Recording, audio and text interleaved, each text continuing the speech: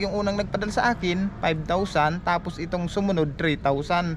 May hindi ako inaasahan na balita. Yung isa ko palang bilas, nakakumpine. Ang findings ng doktor, leptospirosis. Na-infection na yung kidney niya. Tapos yung ihi may kasama ng nana, tapos dugo. Kaya yung pang requirements na pinadala sa akin, mababawasan ko yung mga kasinag.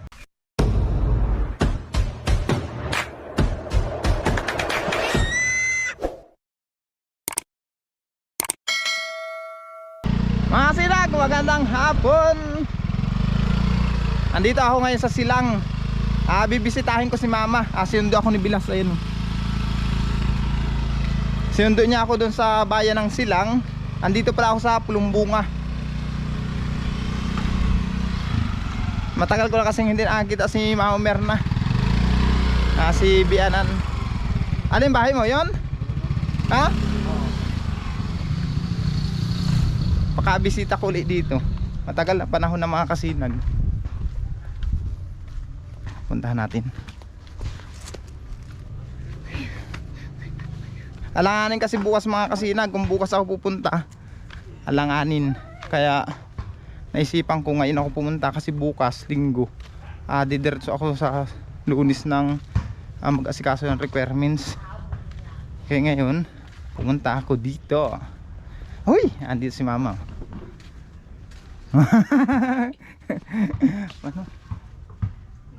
Ayan. Andito tayo mga kasinag. Thank you, God bless.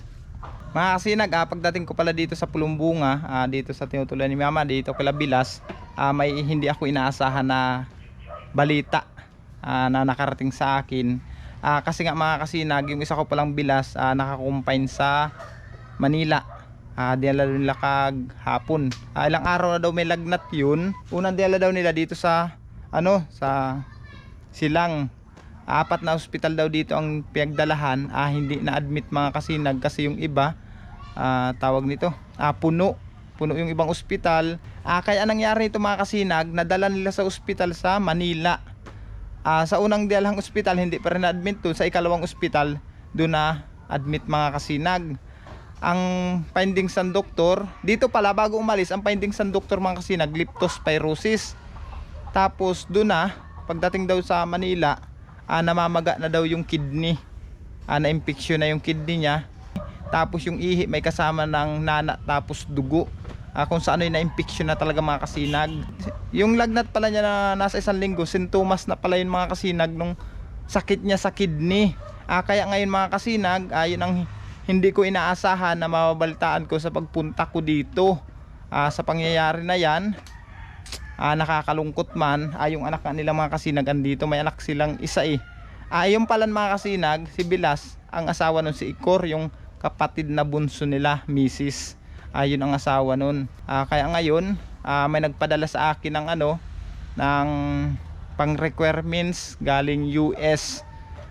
Pinadala ito sa akin mga kasinag. Wala rin man talaga akong maitulong Kung meron lang talaga mga kasinag, at kung okay na sana ang trabaho ko, wala sanang problema mga kasinag. Kaya yung pang requirements na pinadala sa akin, mababawasan ko yung mga kasinag para tulong ko dun kay Bilas. Kasi wala rin namang ibang inaasahan sila.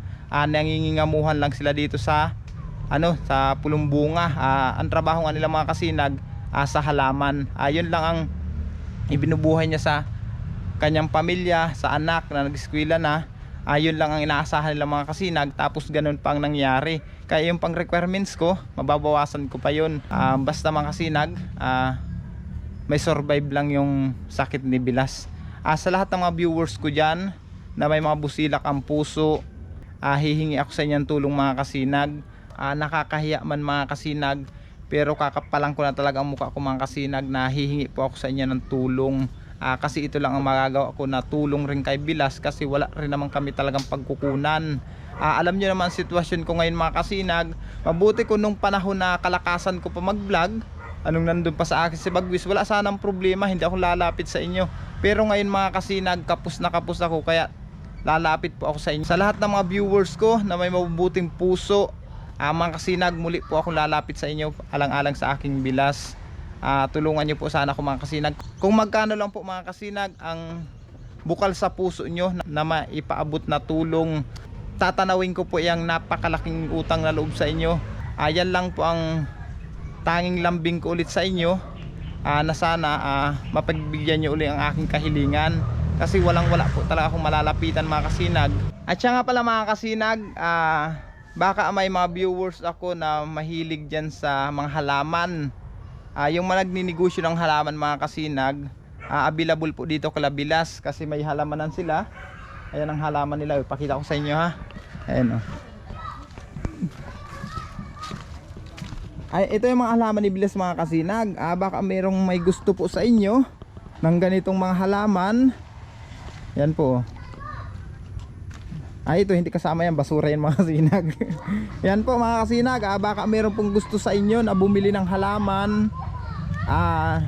Available po ito mga kasinag, binibenta po ito. Itong side lang muna pong papakita ko sa inyo. Ayan o. Baka may gusto sa inyo mga kasinag, para makatulong na rin po kay Bilas,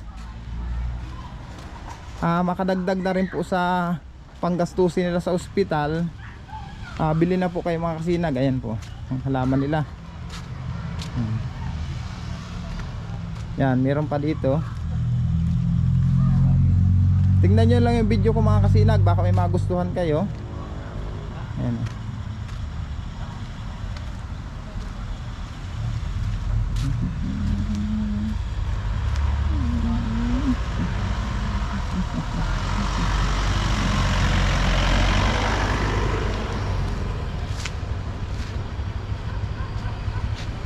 Ayan mga kasinag oh.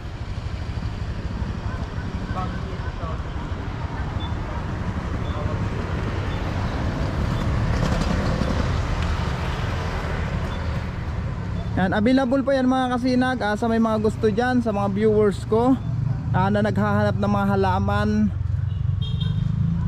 Available po ito mga kasinag.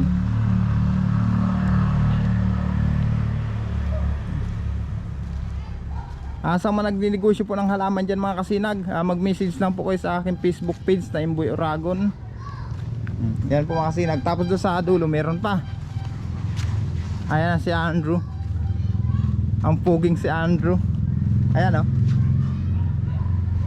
Ayan. Tingnan nyo lang mga kasinag, baka may magustuhan po kayo na halaman. I-PM nyo lang po ako sa aking Facebook page na Imboy Oragon. Ayan o.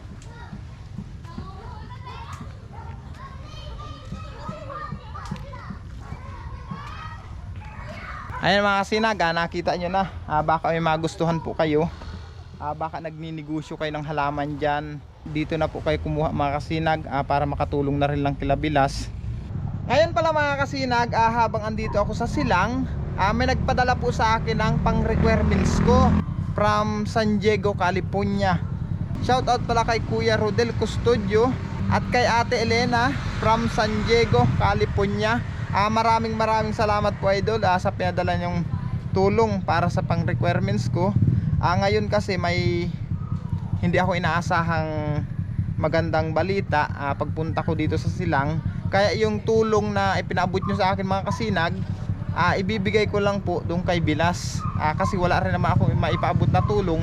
Bali dalawa kasi sila mga kasinag. Kanina pong umaga may nag-send din sa akin ng tulong from US. Sabi niya sa akin, magpapadala daw siya ng tulong pang requirements ko. Bali dalawa na sila mga kasinag. Yung unang nagpadala sa akin 5,000, tapos itong sumunod 3,000. Kaya itong pinadala sa akin ni Kuya Rodel Custodio, siya naman pong ibibigay kong tulong para dun sa Bilas ko, kasi nga nasa ospital siya mga kasinag. Saka wala rin namang ibang pagkukunan mga kasinag. Kaya kami magkakamag-anak, silang magkakapatid nila misis, kung sinong nakakaluag-luag, siya na lang ang magbigay, kasi magipit talaga kami ngayon mga kasinag. Kaya nakiusap po ako sa inyo kanina na sa may mga busilak ang puso ng mga viewers ko, at tulungan niyo ako mga kasinag. Kung magkano lang pong ipaabot niyo mga kasinag, alang-alang doon sa Bilas ko, sa kanyang pamilya, tulungan nyo po ako mga kasinag. Kahit kunting halaga lang mga kasinag, kasi pag pinagsama-sama yan, malaking tulong na po yan. Ipagpapasalamat ko na po yan sa inyo at tatanawin ko po itong napakalaking utang na loob. Maraming salamat po mga kasinag. Hanggang dito lang, bye bye.